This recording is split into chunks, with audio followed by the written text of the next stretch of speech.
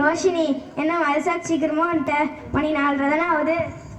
அதுவா, இன்னைக்கு சனிக்கிழமையா, நான் ஸ்கூல் ஹாஃப் டே தானே, அதான் வெள்ளனே வந்துட்டேன். உமாரா, உஸ்தான் நமக்கு நம்மர்கள் வரலாறு பற்றி ஒரு புக் நடத்தினாங்களா என்ன? அது முடிஞ்சுட்டா என்ன? விகட் தர்பியால் என்ன நடத்துவாங்க?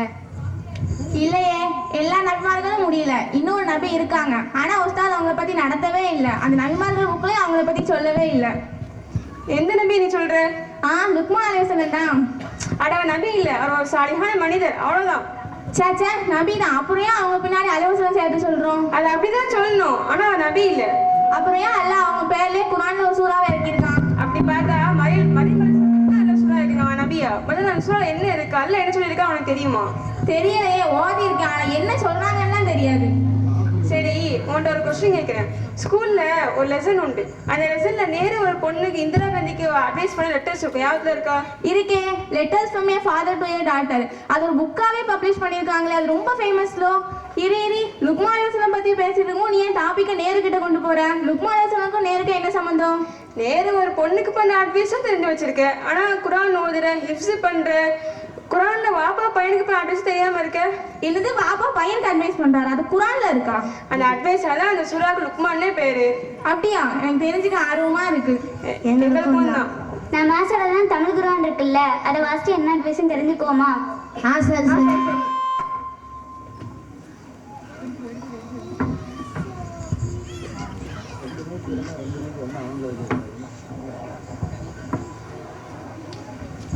நான் படிக்கிறேன்.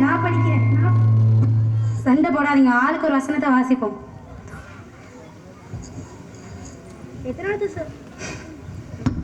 எத்தனாவது சூறா? 31வது சூறா. ஒரு 5க்கு அப்புறத்துலேருந்து ஆரம்பிக்கும்.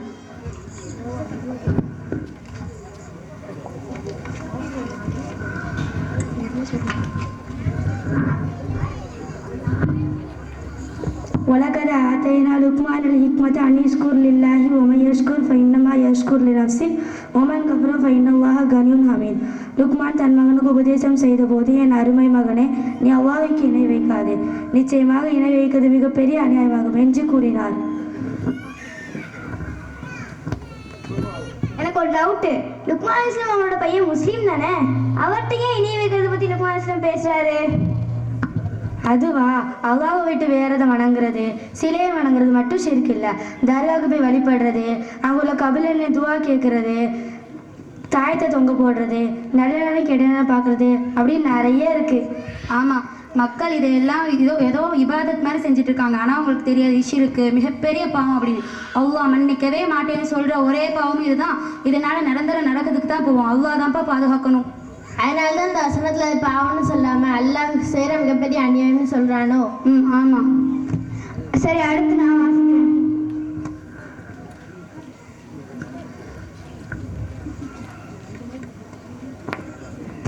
وَوَصَّيْنَا الْإِنسَانَ بِوَالِدَيْهِ حَمَلَتْهُ أُمُّهُ وَهْنًا عَلَى وَهْنٍ وَفِصَالُهُ فِي عَامَيْنِ أَنِ اشْكُرْ لِي وَلِوَالِدَيْكَ إِلَيَّ الْمَصِيرُ.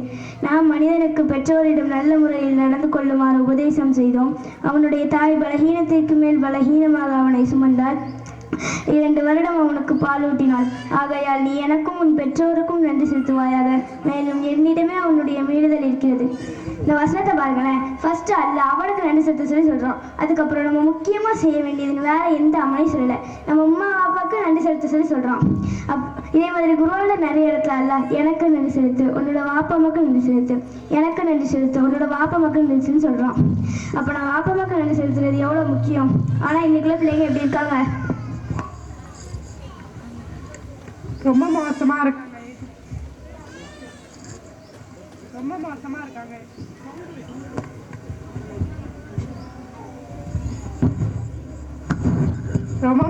இருக்காங்க. எதிர்த்து பேசுறாங்க, மரியாதை குறைய பேசுறாங்க, ஒரு வேலை சொன்னா கேட்கறது இல்லை. நமக்காக அம்மா அப்பா எவ்வளவு கஷ்டப்படுறாங்க நினைச்சு கூட பாக்குறது இல்லை. ஆமா, இந்த வசனத்துல கூட அல்லாஹ் சும்மா பெற்றோர்களுக்கு கட்டுப்படணும்னு சொல்ல, அவங்க படுற கஷ்டத்தை சொல்லி தான் அவங்களுக்கு கட்டுப்படணும்னே சொல்றான். சின்ன பிள்ளைங்களுக்கு பால் கொடுக்குற அந்த 2 வருஷம் இருக்கே, ஒழுங்கான தூக்கம் இருக்காது, நினைச்சதை சாப்பிட முடியாது, செய்ய முடியாது, ரொம்ப கஷ்டம். அதெல்லாம் அனுபவிச்சாதான் தெரியும். இதெல்லாம் புரிஞ்சுக்கிட்டு இனிமேலாவது நம்ம அப்பா அம்மா சொல் பேச்சு கேட்டு அவங்களுக்கு கட்டுப்பட்டு நடக்கணும். இன்ஷா அல்லாஹ். ஆமாம் ஆமாம், அல்லாஹ் குர்ஆன்ல சொல்கிற மாதிரி இனிமையாவது வாப்பா மாட்ட சீ அப்படின்னு கூட சொல்லாமல் இருக்கணும். சரி, இந்த அடுத்து நீ வாசி, என்ன அட்வைஸ்னு பார்ப்போம். وَإِنْ جَاهَدَاكَ عَلَىٰ أَنْ تُشْرِكَ بِمَا لَيْسَ لَكَ بِهِ عِلْمٌ فَلَا تُطِعْهُمَا وَصَاحِبْهُمَا فِي الدُّنْيَا مَعْرُوفًا. உனக்கு அறிவில்லாத விஷயத்தில் எனக்கு இணை வைக்குமாறு அவர்கள் உன்னை வற்புறுத்தினால் அப்போது நீ அவர்களுக்கு கட்டுப்பட வேண்டாம். ஆனால் உலக விஷயங்களில் அவர்களிடம் அழகிய முறையில் நடந்து கொள். என்னப்பா இது, போன ஆயத்துல அல்லாஹ் அம்மா அப்பா கட்டுப்படுங்கன்னு சொன்னான், அந்த இடத்துல கட்டுப்படாதீங்கன்னு சொல்றான்.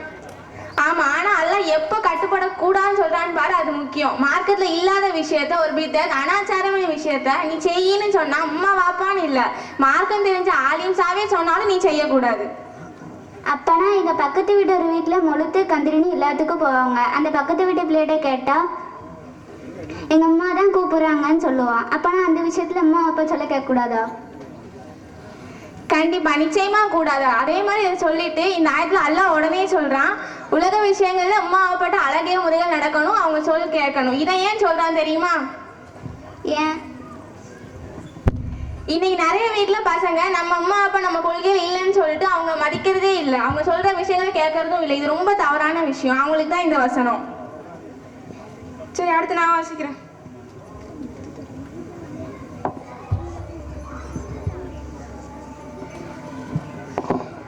يا بني إنها إن تكن مثقال حبة من خردل فتكن في صخرة أو في السماوات أو في الأرض يأتي بها الله إن الله لطيف خبير. என் அருமை மகனே, நன்மையோ தீமையோ அது ஒரு கடுக்கின் வித்தளவு இருந்தாலும் அல்லது பாறைக்குள் இருந்தாலும் அல்லது வானங்களில் இருந்தாலும் அல்லது பூமிக்குள் இருந்தாலும் அல்லாஹ் அதை வெளிக்கொண்டு வருவான். நிச்சயமாக அல்லாஹ் நுண்ணறிவு மிக்கவன், நன்கறிபவன். இந்த ஆயத்து எல்லாருக்கும் பொருந்தும் அப்படின்னா இந்த காலத்து பெர்ஃபெக்டா யாருக்கு தெரியுமா பொருந்தும்? யாருக்கான சரியான அட்வைஸ் தெரியுமா? யார்? இந்த காலத்து இளைஞர்கள் தானே. ஆமா, இந்த காலத்து இளைஞர்களுக்கு இருட்டு, தனிமை இதெல்லாம் ஒரு சுகமா இருக்கு.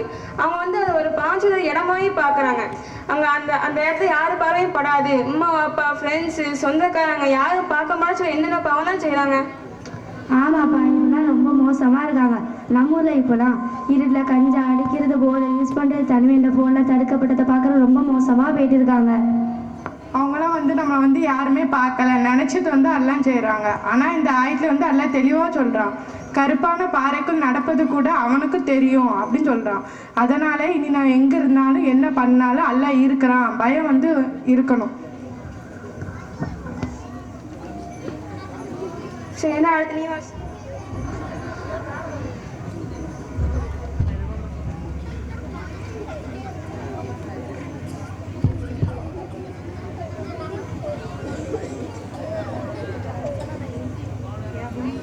يا بني أقم الصلاة وأمر بالمعروف وانه عن المنكر واصبر على ما أصابك إن ذلك من عزم الأمور. என் அருமை மகனே, நீ தொழுகை நிலைநாட்டுவாயாக, நன்மையை தீமையை விட்டு மனிதர்களை தடுப்பாயாக, உனக்கு ஏற்படும் கஷ்டங்களை உனக்கு பொறுத்து கொள்வாயாக. நிச்சயமாக இதுவே வீரமுள்ள செயல்கள் உள்ளதாகும். இன்னைக்குள்ள பேரண்ட்ஸ் இதோட மீனிங் அடிக்கடி படிச்சுட்டே இருக்கணும். ஏன்னா இதான் ஒரு பேரண்ட்ஸ் ஒரு பிள்ளையை கொடுக்குற பெர்ஃபெக்டான அட்வைஸ். ஆமாம், ஃபஸ்ட்டு தொழுகை. இன்னைக்கு தன்னோட பையன் நல்ல ஓதணும், குருவான ஹிப்ஸ் பண்ணணும் அப்படின்னு நினச்சிட்டு மதரசாவுக்கு அனுப்புகிற பேரண்ட்ஸ் கூட தன் பையன் நல்லா வந்து தொழுவணும் அப்படின்னு பள்ளிவாசலுக்கு அனுப்புறதில்ல.